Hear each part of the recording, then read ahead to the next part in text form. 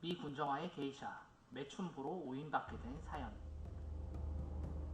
일본이 패망하자 미군은 일본으로 들어왔다. 당시 일본은 완전히 공황 상태에 빠졌다. 대도시의 경제는 몰락했고 부유한 일본인들은 모두 파산했다. 애국심을 고취시키는 데 앞장섰던 게이샤들은 이제 다시 한번 충성의 상대를 바꿔야 했으니, 이때 게이샤의 업소들은 메가더 장군의 인가하에 다시 개장을 했다. 당시 메가더의 오른팔이었던 포비언 바오스의 증언이다. 생존력이 강한 게이샤들은 예전보다 더 매력적으로 보이기 위해 어떻게든 영어를 배우려고 했다. 하지만 세련된 게이샤에 비해 미군은 거친 편이어서 흔한 적대부로 생각하고 함부로 대할 때도 있었다. 하지만 게이샤는 그런 상황에도 늘 남성 고객들을 배려했고 미국인들은 바로 그 점에 깊이 빠져들었다. 미국 장교들이 게이샤와 어울리는 동안 병사들은 다른 곳에서 즐거움을 찾았다. 일본 여성들은 처음에는 미군을 두려워했지만 곧 미군들과 어울리기 시작했다. 초콜릿 하나면 퀸카를 고를 수 있지. 당시 미군들도 게이샤라는 말을 들어봐서 이런 아가씨들을 기샤라 불렀다. 하지만 이들은 진짜 게이샤가 아니라 그저 배고프고 가난했던 여성들이었다. 미군정에서 성욕의 굶주린 미군들의 습성을 이해하고 미군 부대 내에 게이샤 하우스를 마련해 놓기도 하였다. 미군들이 일반인을 겁탈하는 걸 막기 위해 특별히 설치했던 것이다. 그런데 아가씨들은 스스로를 게이샤라 불렀지만 실은 매춘부들이었다. 1950년대 초 5만 명에 달하는 매춘부들이 그런 식으로 미군을 상대로 영업을 했고 그들 중 대다수가 스스로를 게이샤라 칭했다. 바로 이때부터 서양인들은 게이샤는 매춘부라고 생각하게 된 것이다. 당시 억울한 게이샤들은 이렇게 외쳤다. 게이샤들의 고귀한 이름이 마고잡이의 매춘부들로 인해 더럽혀지고 있다. 하지만 일본의 패전과 함께 게이샤들도 이미 명성을 잃은 뒤였다. 짝퉁 게이샤들, 세계 최초로 실리콘 가슴 수술을 하다. 다소곳하고 남자를 배려하고 아담하고 귀여운 일본 매춘부들은 미군들에게 인기가 높았다. 하지만 곧 실증을 내는 미군들이 늘어났다. 아, 일본요 처음엔 좋았지. 그런데 점점 실증나. 그럼 얼굴은 예뻐. 그런데 그걸로 끝이야. 당시 미군들은 고향에 두고 온 애인의 가슴을 떠올렸던 것이다. 상황이 이렇게 되자 일본인 포주들은 저마다 가슴이 큰 여자들을 찾았다. 그러나 찾는 게 그리 쉽지는 않았으니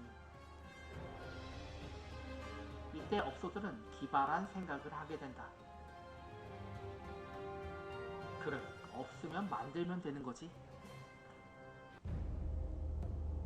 처음에 여성들의 가슴에 염소젖을 주사하기 시작했다. 이게 효과가 짱이거든. 걱정 마. 젖 나오는데 젖 넣는 거니까 괜찮을 거야.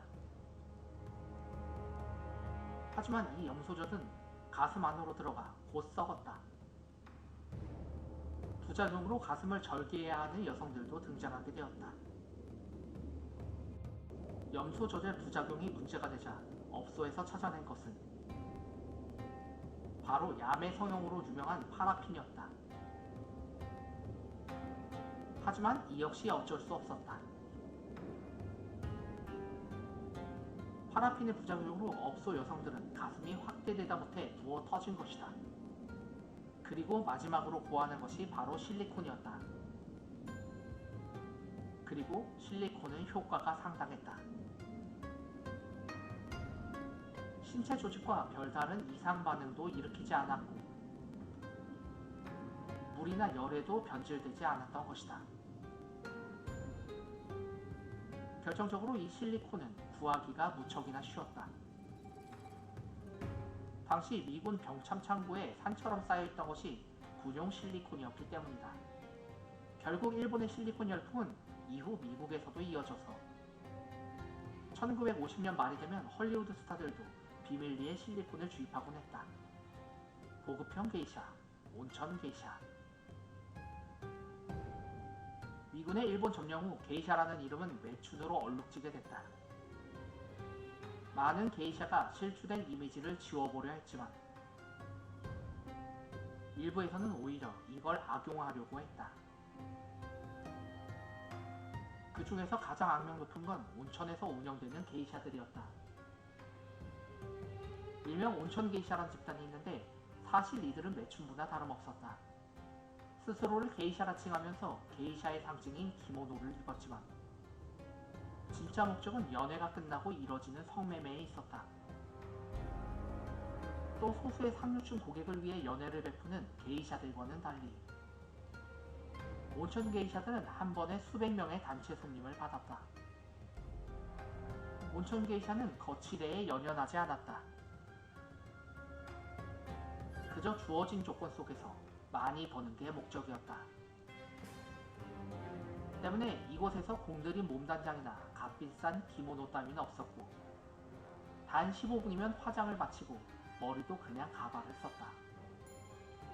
그리고 관광객들은 단돈 10,000원이면 1시간 동안 차를 마시며 춤을 관람할 수 있었고 비록 무늬만 게이샤라 할지라도 관광객들은 진짜 게이샤를 봤다며 좋아했다.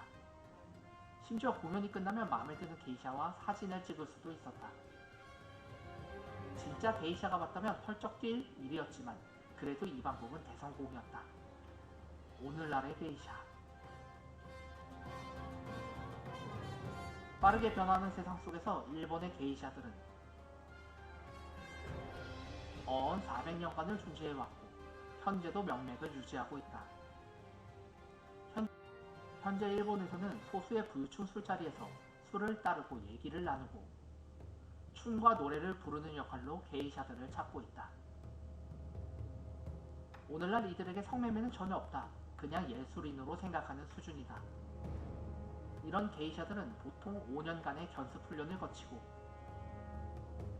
낮에는 춤 연습을 하면서 보낸다. 이 중 성공한 게이샤는 억대 연봉의 고소득 종사자들도 있고 이런 게이샤 하나를 키워냈는데도 1인당 6억 원의 비용이 소요된다고 한다. 서양 출신 게이샤도 있을 정도이다. 하지만 이런 게이샤의 수는 갈수록 줄어들고 있다. 무엇보다 시대의 변화에 따라 남성들의 기호가 바뀌고 있기 때문이다. 최근 일본의 젊은이들은 게이샤를 좋아하지 않는다.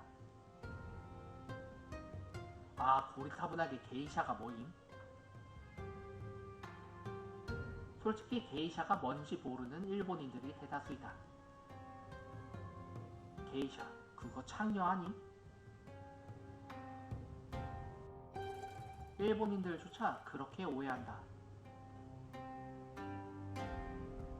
나이든 사람들이야 옛날의 향수로 게이샤를 부르지만 젊은이들은 이와는 달리 호스티스를 더 좋아한다고 한다.